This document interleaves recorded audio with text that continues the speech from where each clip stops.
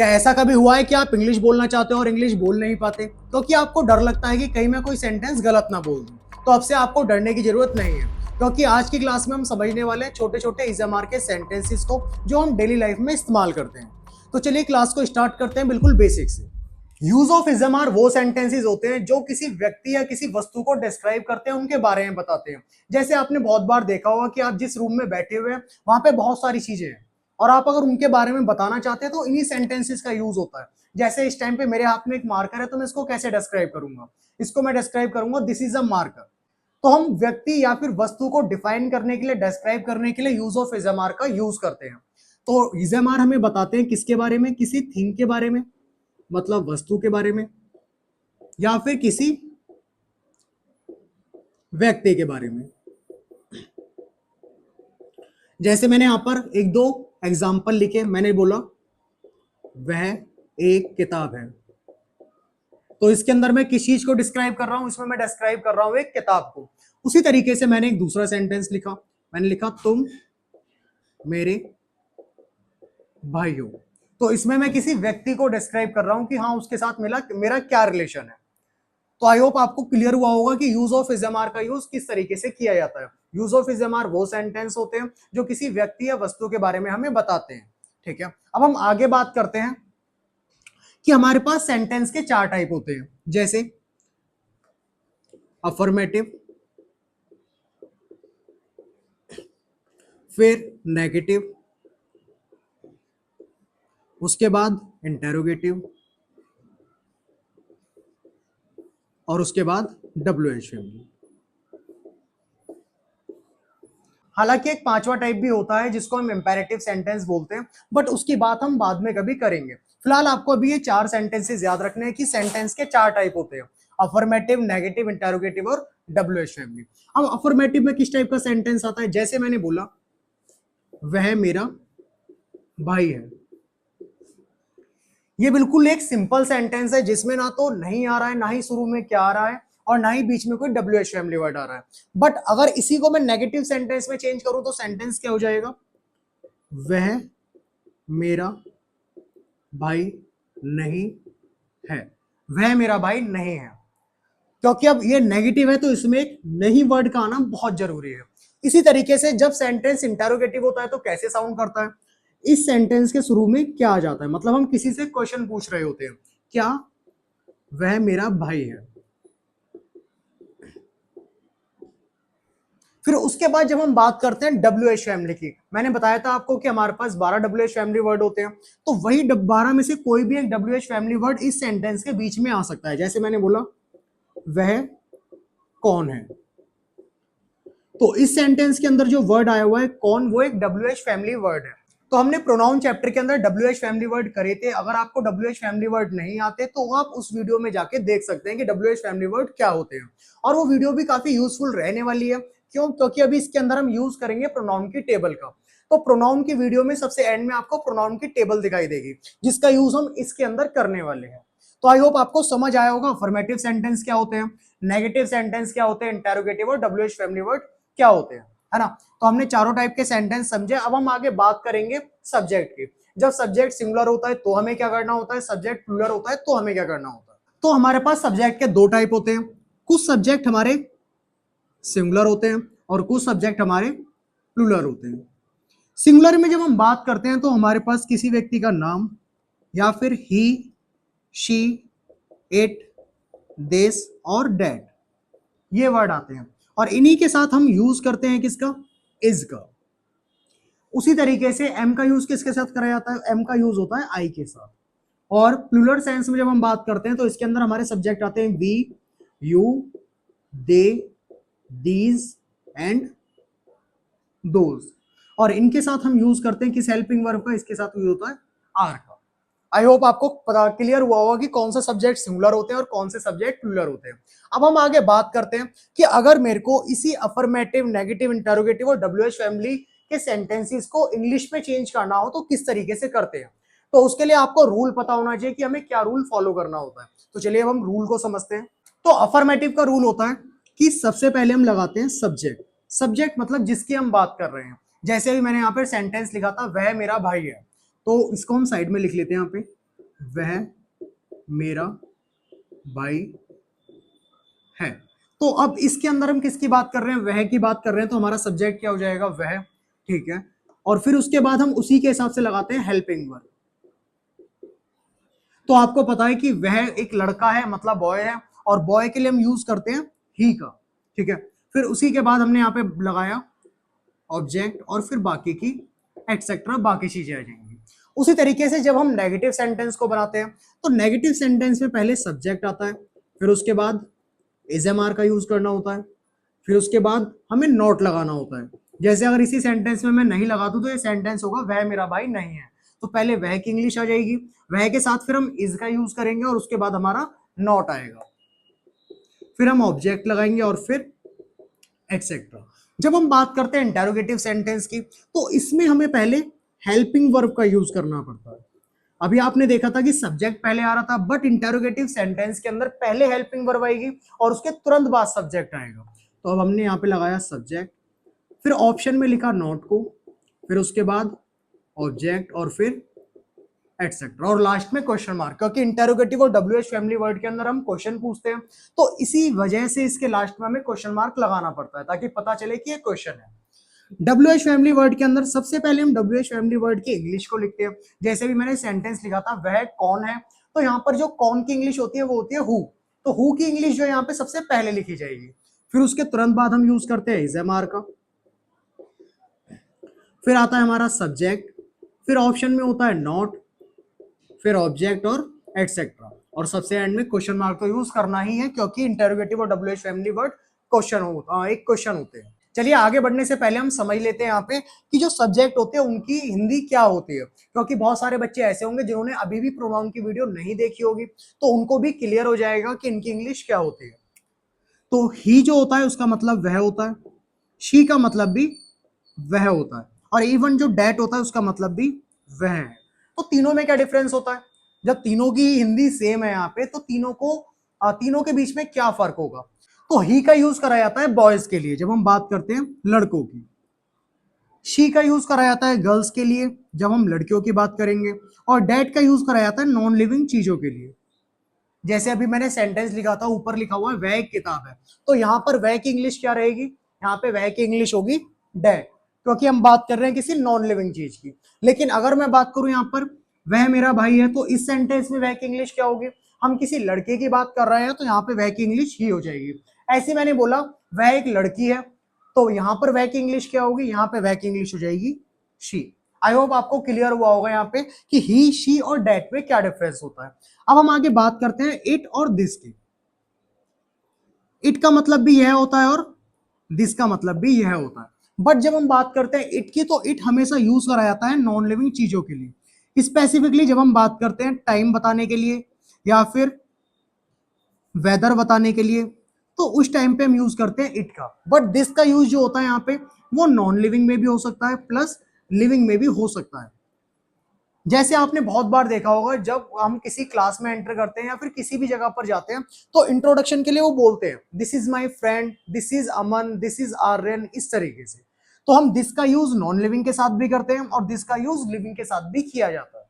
I hope आपको singular के सारे सब्जेक्ट क्लियर हुए होंगे कि इनकी हिंदी क्या होती है और इनके बीच में क्या डिफरेंस होता है। अब हम आगे बात करते हैं प्लूरल की। तो प्लूरल में हम वी की जब बात करते हैं तो वी का मतलब होता है हम, यू का मतलब होता है तुम, दे का मतलब होता है वे, दीज का मतलब होता है ये, और दोज का मतलब होता है वो, और आई का मतलब तो आप सभी को पता होगा। आई का मतलब क्या होता है, वेरी गुड, आई का मतलब होता है मैं। अब हम कुछ सेंटेंसेस की प्रैक्टिस करते हैं ताकि आपको क्लियर हो यहाँ पे कि रूल का यूज कैसे करना है और इन सब्जेक्ट्स को हम उसमें कैसे पुटअप करेंगे। तो सबसे पहले हम यूज करेंगे दिस, दैट, दीज और दोज का, ताकि आपको इनके बीच में डिफरेंस पता चले। दिस, दैट, दीज और दोज। दिस और जो डैट होते हैं दोनों ही सिंगुलर होते हैं, तो इनके साथ हमेशा सिंगुलर हेल्पिंग वर्ब का यूज होता है, मतलब इज का यूज करा जाएगा। बट दिस जो होता है वो पास वाली चीजों या पास वाले व्यक्तियों को बताने के लिए करा जाता है, उनको डिस्क्राइब करने के लिए यूज करते हैं। डेट का यूज तब करा जाता है जब कोई व्यक्ति या कोई वस्तु हमसे दूर है और हम उसके बारे में बताना चाहते हैं। तो आई होप आपको क्लियर हुआ होगा दिस और डेट में क्या डिफरेंस होता है। दिस डेट दोनों ही सिंगुलर है, ठीक है। बट दिस यूज होगा पास वाली चीजों के लिए और डेट का यूज होगा दूर वाली चीजों के लिए। उसी तरीके से हमने दीज और दोज को समझा। दीज और दोज जो होते हैं दोनों ही प्लूरल होते हैं, तो इनके साथ आर का यूज कराया जाता है। दीज जो होगा वो बहुत सारी पास की चीजों को समझाने के लिए हम यूज करेंगे। तो आप एग्जांपल के लिए ऐसे समझ सकते हैं कि मेरे पास अभी 2 मार्कर हैं। अब ये सिंगुलर में तो नहीं आएंगे, इनका यूज हम प्लूरल में करेंगे। तो मैं इनको किस तरीके से बोलूंगा, इनको मैं बोलूंगा दीज आर मार्कर्स, ये मार्कर है, ठीक है। और अगर यही मार्कर मुझसे दूर होते तो उस टाइम पे मैं क्या यूज करता, दोज आर मार्कर्स, क्योंकि दोज का यूज करा जाता है उन चीजों को समझाने के लिए जो हमसे दूर है। तो आई होप आपको क्लियर हुआ होगा दिस दैट दीज और दोज में क्या डिफरेंस होता है और उनको कैसे इस्तेमाल करते हैं। अब कुछ एग्जांपल लिखते हैं। मैंने लिखा ये पुरानी किताबें हैं, ये पुरानी किताबें हैं। अब इस सेंटेंस को जब आप बोलेंगे तो आपको खुद ही सेंस लग जाएगा कि किताबें बहुत सारी हैं और किताबें किसी के पास में रखी हुई हैं, तभी इसको बोला गया ये पुरानी किताबें हैं। और अगर यही किताबें दूर होती तो, ये किताबें दूर होती तो हम यूज करते दोज का, ठीक है। दोज का मतलब क्या होता है, दोज का मतलब होता है वो, कि वो किताबें पुरानी हैं। अब इसकी इंग्लिश कैसे बनाओगे आप, तो यहाँ पे ये की इंग्लिश क्या होती है, ये की इंग्लिश होती है दीज, वेरी गुड। और दीज के साथ हम किसका यूज करेंगे, अगेन रूल देखो, क्योंकि ये किस टाइप का सेंटेंस है, ये एक अफर्मेटिव सेंटेंस है, तो हमें रूल फॉलो करना पड़ेगा अफर्मेटिव का। सबसे पहले हमने सब्जेक्ट लगा लिया, मतलब दीज की इंग्लिश लिख ली। उसके बाद हमें इज एम आर तीनों में से किसी एक को सिलेक्ट करना है। तो आपने देखा कि दीज जो होता है वो प्लूरल होता है और इसके साथ हम यूज करते हैं आर का, तो मैंने लगाया दीज आर। पुरानी किताबें मतलब old books, these are old books. अब ऐसे ही मैंने एक सेंटेंस और लिखा, मैंने लिखा वह एक पुराना घर है, वह एक पुराना घर है। अब इस सेंटेंस के अंदर अगर आप गौर से देखेंगे यहाँ पे, तो हम किसकी बात कर रहे हैं, यहाँ पे एक पुराने घर की बात कर रहे हैं। और सेंटेंस के शुरू में आया हुआ है वह, तो वह की हमने देखा था 3 इंग्लिश होती है, ही भी होती है, शी भी होती है और डेट भी होती है। तो इन तीनों में से यहाँ पे आपको कौन सी इंग्लिश लगानी है, वेरी गुड। यहां पर हम इंग्लिश यूज करेंगे कौन सी, डेट वाली, क्योंकि हम किसकी बात कर रहे हैं, घर की बात कर रहे हैं। घर ना तो बॉय होता है, घर ना ही गर्ल होता है, ये एक नॉन लिविंग में काउंट करा जाता है। तो इसीलिए यहाँ पे वह की इंग्लिश क्या होगी, डेट। और फिर सेंटेंस अफर्मेटिव है तो हमने डेट के बाद क्या यूज करा, इज एम आर का, तो यहाँ पे डेट इज, फिर an old house, that is an old house. तो आपको समझ आया होगा यहाँ पे कि दिस, डेट, दीज और डोज में क्या डिफरेंस होता है। अब हम इसी के साथ बात करते हैं कि बहुत बार ऐसे सेंटेंसेस आते हैं जिसमें बच्चे कंफ्यूज हो जाते हैं। जैसे मैंने यहाँ पर एक सेंटेंस लिखा, मैंने बोला वह लड़का बीमार है। अगर इसी सेंटेंस को इंग्लिश में ट्रांसलेट करना हो तो किस तरीके से ट्रांसलेट करा जाता है, बच्चे सबसे पहले देखते हैं यहाँ पे कि लड़के की बात हो रही है, लड़का मतलब बॉय है, और यहाँ पर जो ही की वह की इंग्लिश होगी वो क्या होगी, वो होगी ही। फिर उसके बाद बच्चे क्या करेंगे, लड़के की इंग्लिश लगाएंगे, ही बॉय इज सिक। तो क्या ये सेंटेंस ठीक है, नहीं, ये सेंटेंस बिल्कुल गलत है। अब इस सेंटेंस को किस तरीके से बोला जाएगा, आप सेंटेंस का सेंस समझिए। जैसे अगर मैं इस सेंटेंस को बोलूं तो कोई लड़का मुझसे दूर बैठा हुआ है और मैं उसके बारे में बता रहा हूं, तो मैं कैसे बोलूंगा, वह लड़का बीमार है। समझ आया। अब इस सेंटेंस को दोबारा समझिए, वह लड़का बीमार है मतलब वह लड़का मुझसे दूर बैठा हुआ है। और दूर की चीजों को हम कैसे डिस्क्राइब करते हैं, दूर की चीजों को हम डिस्क्राइब करते हैं डेट के साथ। क्योंकि हमने बात करी थी कि दिस, दैट, दीज और दोज जो होते हैं वो सिर्फ किसी वस्तु के लिए नहीं बल्कि किसी व्यक्ति के लिए भी इस्तेमाल करे जा सकते हैं, ठीक है। तो इसी तरीके से यहाँ पे वह की इंग्लिश जो रहेगी वो रहेगी डेट बॉय इज सिक। और अभी ये सेंटेंस पूरी तरीके से सही है। तो आई होप आपको समझ आया होगा यहाँ पे कि अगर वह के साथ कोई नाउन जुड़ जाती है तो उसके लिए हम हमेशा यूज करेंगे किसका, डेट का। जैसे मैंने यहाँ पर एक सेंटेंस और लिखा, मैंने लिखा वह लड़की डॉक्टर है, वह लड़की डॉक्टर है। अब इस सेंटेंस को आप इंग्लिश में कैसे ट्रांसलेट करेंगे, तो इस सेंटेंस में लड़की आ रहा है तो इसका मतलब ये नहीं कि आपको वह की इंग्लिश शी लगानी है, यहाँ पे भी आपको वह की इंग्लिश क्या यूज करनी होगी, डेट, क्योंकि वह के साथ एक नाउन जुड़ी हुई है। और जब हम ऐसे सेंटेंस को बोलते हैं यहाँ पे तो वो उसमें क्या होता है कि जो ऑब्जेक्ट होता है या जो व्यक्ति होता है वो हमसे दूर होता है, और दूर की चीजों या फिर व्यक्तियों के लिए हम डिस्क्राइब करते हैं डेट का, यूज करते हैं डेट का। तो वह लड़की डॉक्टर है तो that girl is a doctor, that girl is a doctor. तो आई होप आपको क्लियर हुआ होगा कि वह के साथ अगर कोई नाउन जुड़ी हुई है तो वहां पर हमेशा आपको किसका यूज करना है, दैट का यूज करना है, चाहे वो फिर लिविंग हो या फिर नॉन लिविंग हो। जैसे लड़का जो था वो लिविंग था, लड़की भी लिविंग है। अगर मैं यहाँ पर एक नॉन लिविंग का एग्जांपल लूं, वह पेड़ पुराना है, तो भी यहां पर डेट का ही यूज करा जाएगा। तो कैसे इंग्लिश होगी, that tree is old, that tree is old. तो आई होप आपको समझ आया होगा यहाँ पे कि दिस डेट दीज दोज का यूज किस तरीके से किसी व्यक्ति को समझाने के लिए भी करा जाता है और किसी वस्तु के बारे में ही बताने के लिए किया जाता है। ठीक है, अब इसी के बाद हम दूसरे टाइप के सेंटेंसेस को समझते हैं जो बच्चों को कंफ्यूजन देते हैं। बहुत बार सेंटेंस कुछ इस तरीके से होते हैं कि जिसमें थोड़ी अटपटी सी प्रोनाउन आती है, जिसको देख के बच्चे घबरा जाते हैं। जैसे मैंने यहाँ पे सेंटेंस लिखा, वह अपने कमरे में है। अब यहाँ पर बच्चों को अपने की इंग्लिश नहीं पता होती, बच्चे क्या करते हैं ऐसे में यहाँ पे अपने की इंग्लिश को एक फिक्स मान के बैठ जाते हैं, जैसे हो गई अवर या फिर माई। तो यहाँ पर वो हमेशा यूज करते हैं अवर या फिर माई का, जो कि बहुत ही गलत है। अब यहाँ पे अपने की इंग्लिश किस तरीके से समझी जाती है, यहाँ पे आप एक बार समझ लोगे तो आपको ये चीज लाइफ टाइम याद रहेगी। तो इसके लिए आपको पता होनी चाहिए प्रोनाउन की टेबल, जो जस्ट मैंने अभी बोला था कि प्रोनाउन की वीडियो के लास्ट में आपको प्रोनाउन की टेबल मिलेगी। तो बट यहाँ पे हम एक छोटी सी टेबल बना लेते हैं ताकि आपको थोड़ी और आसानी हो साथ के साथ समझने में। तो यहाँ पे हमने प्रोनाउन की टेबल को लिख लिया है ताकि आपको सेंटेंस को समझने में आसानी हो और आप आसानी से समझ सके कि अपने की इंग्लिश को किस तरीके से इस प्रोनाउन की टेबल के द्वारा समझा जाता है। ठीक है, अब हम यूज करेंगे इस प्रोनाउन की टेबल का। अब आपको सेंटेंस में अपने की इंग्लिश देखनी है, वह अपने कमरे में है। अब पहले आप ये डिसाइड कीजिए कि जो वह है वो लड़का है या लड़की है। हम मान लेते हैं कि ये एक लड़की है, वह अपने कमरे में है, तो लड़कियों के लिए हम किसका यूज करते हैं, शी का यूज करते हैं। तो हमने यहाँ पे लिखा सबसे पहले शी, सब्जेक्ट हमारा शी आ गया, उसके बाद हमने शी के साथ इज का यूज करा, जैसे अभी हमने नीचे बात करी थी सिंगुलर सब्जेक्ट के साथ इज का यूज करते हैं, शी इज। अब अपने कमरे में है, इसकी इंग्लिश कैसे बनेगी, शी इज इन। अब यहाँ पे हमें अपने की इंग्लिश का यूज करना है, तो शी वाली लाइन में हमने पजेसिव केस को देखा। पजेसिव केस जो एडजेक्टिव वाला है उसमें हमने देखा कि शी के साथ अपने की इंग्लिश क्या है, हर। तो मैंने यहाँ पे लिखा she is in her room. अगर यहाँ पे सपोज करो सेंटेंस ऐसे होता कि मैं अपने कमरे में हूं, अब इस सेंटेंस में क्या होता, इस सेंटेंस में अपने की इंग्लिश क्या होती, मैं अपने कमरे में हूं, तो मैं की इंग्लिश क्या होती है आपको पता है, आई, और आई के साथ हम यूज करते हैं एम का, तो आई एम इन। अब यहाँ पे आई के साथ अपने की इंग्लिश आपको देखनी थी। कहने का मतलब है कि सेंटेंस में जब भी अपने की इंग्लिश आएगी तो आपको देखना होगा कि सेंटेंस में सब्जेक्ट क्या है। तो यहाँ पे सब्जेक्ट है मैं और मैं की इंग्लिश होती है आई, तो आप यहाँ नीचे टेबल में आओगे तो आई के साथ अपने की इंग्लिश क्या गिवन है, माई। तो यहाँ पे हम लिखेंगे I am in my room. अगर यहाँ पे सपोज करो कि मैं की जगह पे होता वे अपने कमरे में हैं। अब इस सेंटेंस की इंग्लिश कैसे बनाते हैं हम, तो यहाँ पे वे की इंग्लिश क्या हो जाती है, वे की इंग्लिश जस्ट आपने अभी देखी थी प्लूरल में दे होती है, तो हमने यहाँ पे लिखा दे, और दे प्लूरल होता है तो उसके साथ हम यूज करते हैं आर का, तो दे आर इन। अब यहाँ पे अपने की इंग्लिश हमें लगानी है, तो अपने की इंग्लिश लगाने के लिए हमें सब्जेक्ट देखना है, सब्जेक्ट है वे, और वे की इंग्लिश होती है दे। दे वाली लाइन में हम अपने की इंग्लिश देखेंगे तो वो है देयर, तो they are in their room.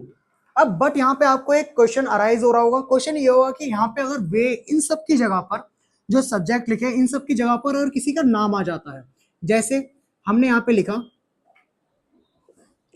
अमन अपने कमरे में है। अब इस सेंटेंस को आप किस तरीके से बनाएंगे, यहाँ पे जो सब्जेक्ट है वो तो आ ही नहीं रहा है ना, यहाँ पे ही है, शी है, आई, वी, यू, दे, इसमें से कोई भी सब्जेक्ट नहीं है बल्कि किसी का नाम दिया हुआ है।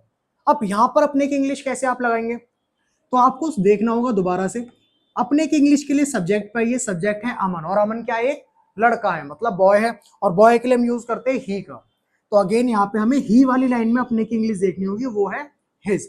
तो सेंटेंस कैसे बनेगा, अमन, अमन अकेला है तो इज इन। अब अपने की इंग्लिश लगाएंगे his room, Aman is in his room. अब इसी तरीके से अगर मान लो यहाँ पे किसी लड़की का नाम होता,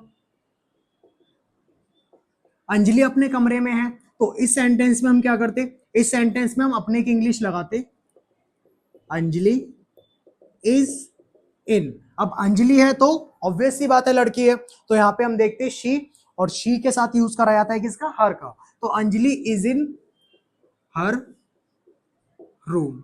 तो आई होप आपको क्लियर हुआ होगा कि अपने की इंग्लिश किस तरीके से इस टेबल के द्वारा निकाली जा सकती है। तो अब आपको हर जगह पे माई या फिर अवर याद रखने की जरूरत नहीं है, क्योंकि अपने की इंग्लिश सब्जेक्ट के हिसाब से लगाई जाती है और हर सेंटेंस में सब्जेक्ट अलग अलग होते हैं। तो आई होप आपको क्लियर हुआ होगा अपने की इंग्लिश कैसे लगानी है। ठीक है, अब हम आगे बढ़ते हैं दूसरे टाइप के सेंटेंसेस की तरफ। जैसे मैंने यहां पर एक सेंटेंस लिखा,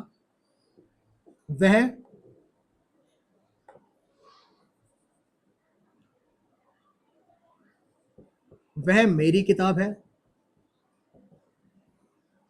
और एक सेंटेंस मैंने लिखा, वह किताब मेरी है। अब दोनों सेंटेंस की इंग्लिश क्या सेम होगी या फिर अलग अलग रहने वाली है, ये चीज आप मुझे बताइए। गलत, दोनों सेंटेंस की इंग्लिश जो यहाँ पे वो सेम नहीं रहने वाली। दोनों सेंटेंस को जब हम इंग्लिश में ट्रांसलेट करेंगे तो स्लाइटली डिफरेंस आपको देखने को मिलेगा। जैसे पहला सेंटेंस मैंने बनाया, तो वह मेरी किताब है, हम किताब की बात कर रहे हैं, तो वह की इंग्लिश क्या होगी, वह की इंग्लिश होगी डैट। तो हमने यहाँ पे लिखा डैट। डैट हमेशा सिंगुलर होता है, तो हेल्पिंग वर्ब क्या आएगी, इज, डैट इज। अब मेरी किताब को क्या बोलेंगे, तो मेरी की इंग्लिश क्या होती है, लिखा हुआ है मेरी की इंग्लिश होती है माई, तो डैट इज माई बुक। लेकिन जब हम बात करते हैं यहाँ पे वह किताब, ठीक है ना, तो वह के साथ नाउन जुड़ गई, और हमने इससे पहले वाले सेंटेंसेस के अंदर यही समझा था कि जब किसी वह के साथ नाउन जुड़ जाती है तो उसकी एक इंग्लिश होती है और वो होती है डैट। तो हम यहाँ पे लिखेंगे डैट, किताब की इंग्लिश होगी बुक, डैट बुक इज। अब यहाँ पे मेरे की इंग्लिश अकेले रह गई, और जब अकेली रह गई तो यहाँ पे हम माई का यूज नहीं करेंगे, हम यूज करेंगे पजेसिव केस में प्रोनाउन का, मतलब इससे आगे वाली इसका लाइन का। तो इसमें माई की इंग्लिश यहाँ पे इसकी जगह पे मेरी की इंग्लिश क्या होगी, माइन। तो डैट बुक इज माइन। यहाँ पर आप एक छोटी सी ट्रिक और समझ लीजिए जो कि आपको हमेशा याद रहेगी। जैसे कि कभी भी जो तीसरी लाइन के वर्ड होते हैं, जैसे उसका, उसकी, मेरा, हमारा, तुम्हारा या उनका, ये जो तीसरी लाइन के वर्ड होते हैं कभी भी अकेले नहीं आते, ये हमेशा किसी ना किसी नाउन के साथ जुड़े होते हैं। जैसे उसका भाई, उसकी किताब, मेरा पेन, हमारा दोस्त, तुम्हारा दोस्त, उसका घर, इस तरीके से इनके बाद कोई ना कोई नाउन जरूर आती है। बट अगर बाय चांस कभी भी इनके साथ नाउन नहीं आती और ये वर्ड कभी अकेले आते हैं, जैसे यहाँ पर ये वर्ड अकेले आया हुआ है और इसके साथ कोई भी नाउन नहीं है, तो हम ये देखते हैं कि इनकी लोकेशन क्या है। अगर ये सेंटेंस के स्टार्टिंग में आते हैं तो इसकी इंग्लिश हम कौन सी लगाते हैं, स्टार्टिंग वाली, मतलब सब्जेक्ट की लाइन की लगाएंगे। और अगर यही जो वर्ड है, उसका, उसकी, मेरा, हमारा, तुम्हारा, उसका, कभी अकेले आ रहे हैं और सेंटेंस के लास्ट में आ रहे हैं, तो इंग्लिश हम अगली लाइन वाली लगाते हैं। अब यहाँ पे मेरा जो वर्ड है, यहाँ पे मेरी, वो अकेले है और सेंटेंस के लास्ट में है, तो अब हम ये देखेंगे कि मेरी किस लाइन में आता है, एरा, मेरी, तो इसकी लाइन के अगला वाला वर्ड क्या होगा, माइन। तो यहाँ पे हो गया डेट बुक इज माइन। इसी तरीके से मैं दो तीन सेंटेंस और लिखता हूँ यहाँ पे, उसकी प्रैक्टिस के द्वारा आपको इसका मतलब समझ आ जाएगा। जैसे मैंने लिखा, यह घर तुम्हारा है,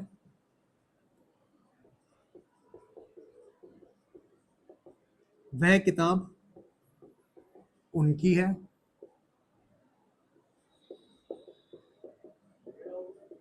यह साइकिल हमारी है। इन तीनों सेंटेंसेस की इंग्लिश आप मुझे बताइए क्या होगी। तो पहला वाला जो सेंटेंस है, यह घर तुम्हारा है, तो यहाँ पे अगर आप नोटिस करेंगे तो तुम्हारा वर्ड आया हुआ है बट अकेले है, किसी नाउन के साथ नहीं आया हुआ है। तो अभी हमने बात करी थी कि अगर तीसरी लाइन के वर्ड, मतलब पजेसिव केस जो एडजेक्टिव होता है, उस लाइन के वर्ड अगर कभी भी अकेले आते हैं तो हमें ये देखना पड़ता है कि उनकी लोकेशन क्या है, वो सेंटेंस में किस जगह पर आ रहे हैं, सेंटेंस में शुरू में है या सेंटेंस के लास्ट में है। तो यहाँ पे तुम्हारा लास्ट में आया हुआ है, तो इंग्लिश भी हम अगली लाइन वाली यूज करेंगे। तो तुम्हारा कहाँ पे है, तुम्हारा लिखा हुआ है एरा, योर, और योर से अगर हम अगली वाली लाइन देखें तो यहाँ पे क्या है, इंग्लिश योर्स। तो सेंटेंस क्या होगा, यह घर मतलब this house is yours, this house is yours. इसी तरीके से वह किताब उनकी है, तो मैंने बोलता वह के साथ अगर कोई नाउन जुड़ जाती है तो उसकी इंग्लिश क्या होती है, डैट होती है। तो डैट बुक इज, एक ही किताब है तो मैंने इसका यूज करा। अब यहाँ पे उनकी दोबारा से अकेले आ रहा है, और अकेले आ रहा है तो मैंने बताया था लोकेशन चेक करनी है, लोकेशन कहाँ पे, एंड में आया हुआ है, तो हम यहाँ पे दोबारा से तीसरी लाइन में आएंगे और उनका ये रहा देयर, तो देयर से हम अगली वाली लाइन देयर्स लगा देंगे यहाँ पे, तो हो जाएगा डेट बुक इज देयर्स। इसी तरीके से मैंने यहाँ पे तीसरा सेंटेंस देखा, तीसरा सेंटेंस है यह साइकिल हमारी है, तो यहाँ पे हमारी वर्ड आया हुआ है, अकेले है और सेंटेंस के लास्ट में है, तो हमने देखा हमारे की इंग्लिश होती है अवर, तो हम इससे अगली लाइन में देखेंगे क्या इंग्लिश दी हुई है, यहाँ पे इंग्लिश दी हुई है अवर्स, तो ये सेंटेंस क्या होगा, this bicycle is ours, this bicycle is ours, यह साइकिल हमारी है।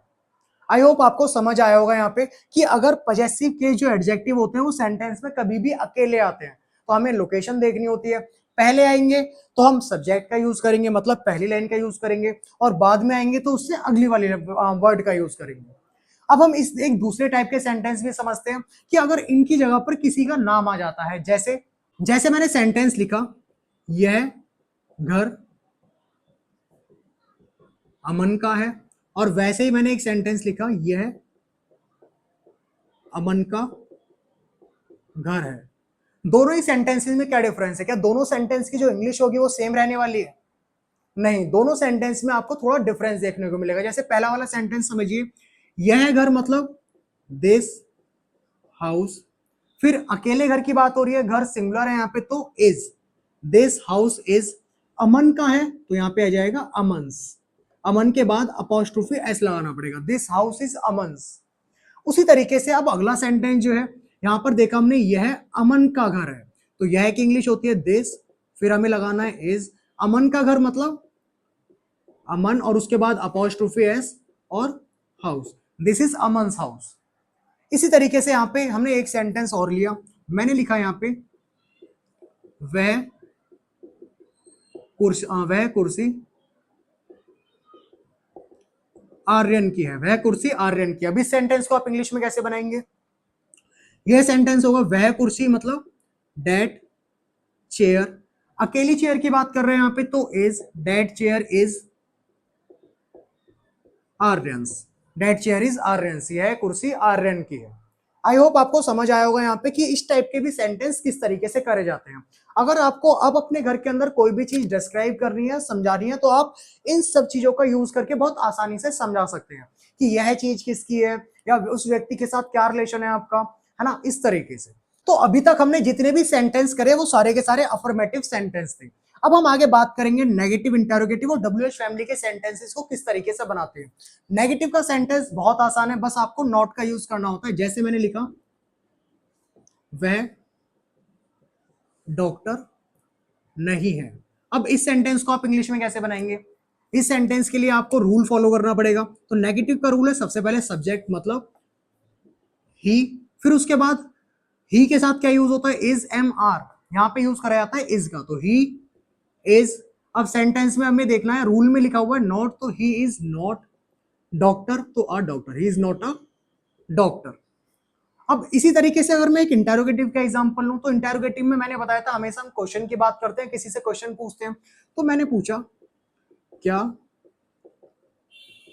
वह किताब तुम्हारी है, क्या वह किताब तुम्हारी है। अब इस सेंटेंस को आप किसी से इंग्लिश में कैसे पूछेंगे? तो आपको बस रूल फॉलो करना है। रूल क्या कहता है कि पहले इज एम आर का यूज कीजिए।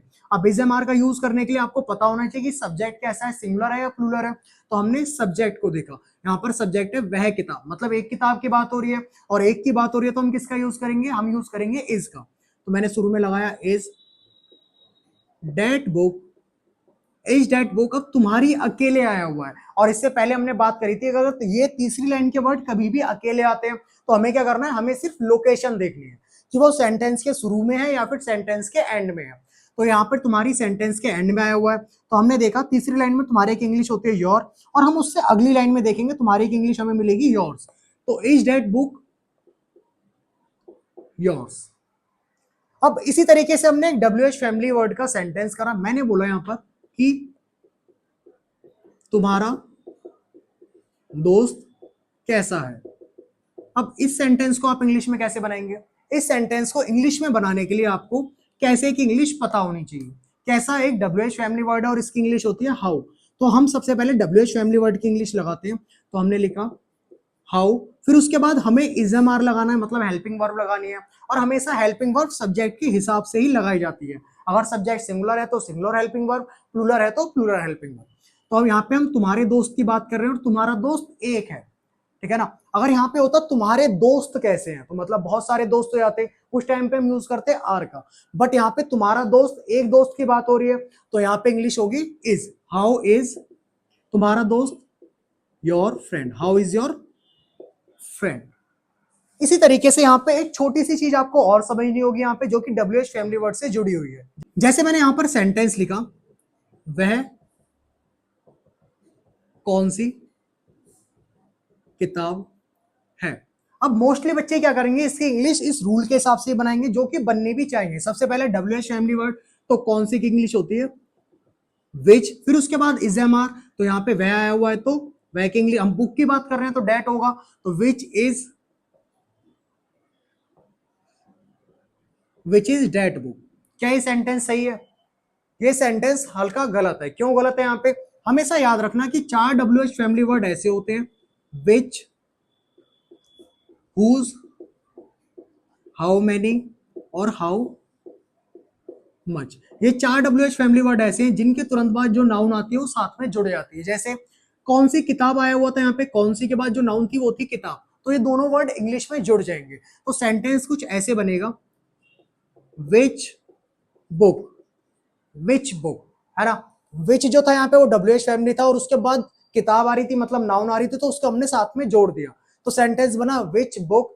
फिर उसके बाद WH फैमिली वर्ड हो गया तो हमें इज एम आर लगाना है, तो is that, which book is that. इसी तरीके से हमने यूज करा तुम्हारे ग्लास में कितना पानी है, तुम्हारे ग्लास में कितना पानी है। अब यहाँ पर कितने की इंग्लिश जो होती है, मैंने बताया था 2 इंग्लिश होती है, एक होती है हाउ मैनी और एक हाउ मच। हाउ मैनी का यूज हम तब करते हैं जब चीजों को गिना जा सकता है, और हाउ मच का यूज तब होता है जब चीजें हम गिन नहीं सकते। तो पानी को गिना नहीं जा सकता, उसकी एक अपनी अलग मेजरमेंट होता है, नापने का तरीका अलग होता है। पानी की बूंदे काउंट करी जा सकती है, पानी की बकेट काउंट हो सकते हैं, और पानी के ग्लासेस काउंट हो सकते हैं, बट पानी काउंट नहीं हो सकता। तो हमने यहाँ पे यूज करा हाउ मच का। तो मैंने बताया था इसके साथ जो भी नाउन आएगी जुड़ जाएगी, तो कितने के बाद नाउन है पानी, तो ये जुड़ जाएगा साथ में, तो ये होगा how much water, how much water, ठीक है। फिर how much water is in your glass, how much water is in your glass, तुम्हारे ग्लास में कितना पानी है। तो अब आपको इजेमार का एक छोटा सा टॉपिक समझ आ चुका है कि किस तरीके से यहाँ पे इजेमार का यूज करा जा सकता है। अब आप अपने आसपास की चीजों को और लोगों को डिस्क्राइब कर सकते हैं और उनके बारे में बता सकते हैं। तो आपको अपने आसपास रखी हुई कोई 2 चीजों के बारे में मुझे बताना है सेंटेंस के अंदर, तो नीचे कमेंट में आप 2 सेंटेंसेस मुझे लिख के बताना। तो अगर आपको इजेमार के सेंटेंसेस की वीडियो आसान लगी, हेल्पफुल लगी यहाँ पे, तो वीडियो को लाइक कीजिए, कमेंट कीजिए, शेयर कीजिए और चैनल को सब्सक्राइब कीजिए।